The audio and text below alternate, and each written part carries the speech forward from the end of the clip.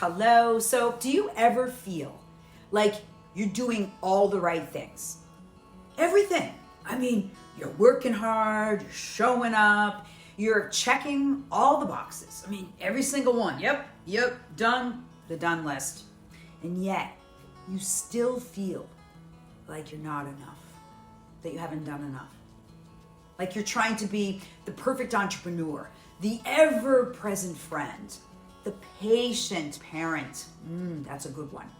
The passionate partner, and the person who drinks, I don't know, all the green juices, smiles at strangers, all the things that you feel like you know in your heart that feels good, that's good for you.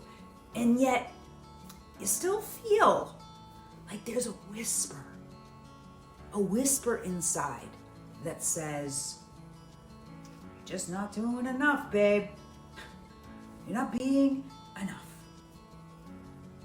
Yeah, I've been there. Have you?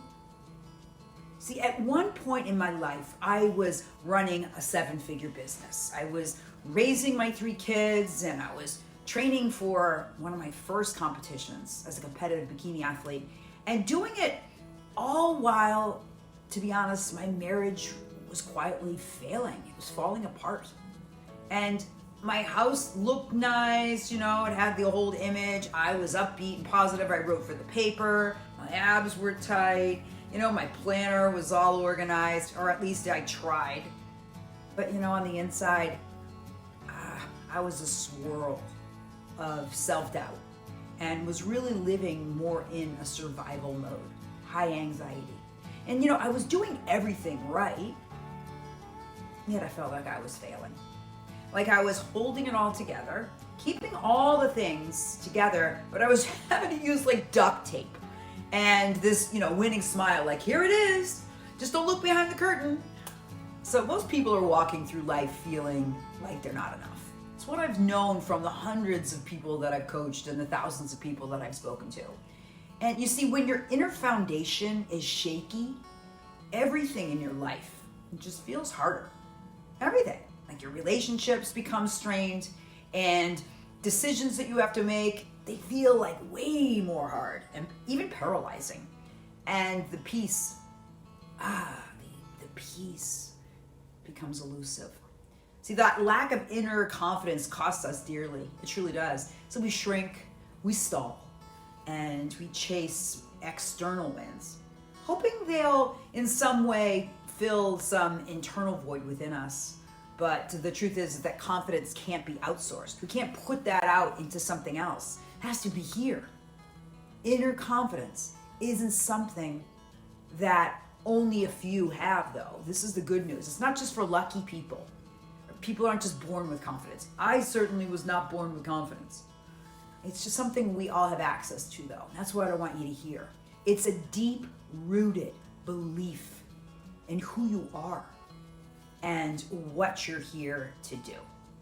Yeah, does that make sense? Because you see, that inner confidence, I like to call it a hidden superpower. That's what it is. And it's a superpower behind what I term as peaceful ambition. It's not loud or flashy or greedy. It's steady. It's grounded. An unshakable knowing that you're built, you're here for more. So confidence isn't about arrogance. I know a lot of people like, I don't want people to think I'm this. It's not like walking into a room and thinking that you're better than everyone. Not at all. See, being really confident is being able to walk in without needing to compare at all. Like, you trust yourself enough to know that you belong there, that you're looking to add value, and you don't have to hustle for people to like you or to approve of you, because you already belong. And here's the kicker. Research backs this up. So a study that was published in Personality and Individual Differences, I'm such a nerd. I love all these studies. So what they found was that individuals with like a high level of self-confidence inside, like that inner confidence, they just experience less stress, better decision making, and relationships are easier. Life is easier. they have actually even a stronger and higher life satisfaction. Huh. Whoa, give me some of that. Well, why is that true? Because they trust themselves to figure it out. They trust themselves. You see, for me, inner confidence became my lifeline after my son Will passed away. It truly did. Because everything I thought I knew about strength and success shattered. But slowly, in the quiet, I began to rebuild, not through the hustle, but through presence. I remembered who I was, and I stopped outsourcing my worth to someone else or something else and started coming home to myself. And here's how you too can activate that kind of inner confidence, because I believe in you and I believe it's possible. Number one, keep promises to yourself and start small, Like, for example, make your bed, drink your water, hit submit on the thing that scares you. How about that? I know that one. Trust is built mostly in our follow through and our taking really right action. Number two is, this is a big one. Are you ready? Write them down.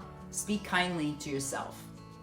Speak kindly to yourself. Number two, you wouldn't let your best friend talk to themselves like that.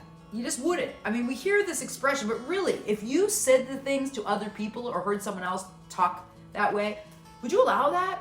I don't think you would. I don't think so. So, talk kindly to yourself. Number three, celebrate the quiet wins. Like the days you rested, the time you asked for help, the no you finally said. Good job. Is this 4? I think it's 4. Surround yourself with people who remind you of truly who you are.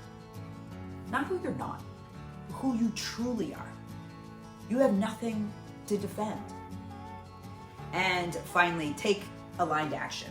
Because see, if you're in alignment, confidence grows in the motion, in the action of doing, not in perfecting something. And what that does is it makes you return to your purpose, like that truth of who you are, that peaceful ambition. Because when you remember why you started and who you're doing this for, somehow your fear loses its grip. You're able to walk through it instead of get bombarded by it. So you don't need to become confident, really. You really just need to remember that, how about you already are confident? See, everyone knows in their heart that they got something. Because when we activate that inner confidence, when you activate that, everything changes. Everything is going to change. You stop apologizing for taking up space. Oh, sorry. You just stop doing that. And you lead with a greater sense of authenticity. Not like approval-seeking kind. Not that. But really just, this is my truth. And you don't have to push it. It's just the words on who you are. It's shocking how people respond to that. And you also make bold, aligned decision making. Like, you're just clear on being able to be more bold, what feels bold historically. And you just stop, this is a big one, stop performing. And you just start living. You just start living your life. So we can stop doubting. We can stop shrinking. And start trusting ourselves again. I love this topic. See, we can lead from a place of strength and not stress. We can do it. And you know what? We can do it together.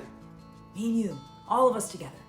So if you're ready to claim your inner fire, you're ready to reclaim it, I should say, feel free to grab your free copy of my abbreviated version of Peaceful Ambition, which I will be releasing soon. I'm going to give that to you as compliments. And if you're also interested in having a strategy call with me, let's do it. You can also click on the link for my calendar. So let's unlock the bold, the grounded, the sparkly, the unstoppable version of you. I'm here for you. I'm Kate McKay, and I can see your greatness in you. And don't forget, you have that within you. You really do. And I believe in you.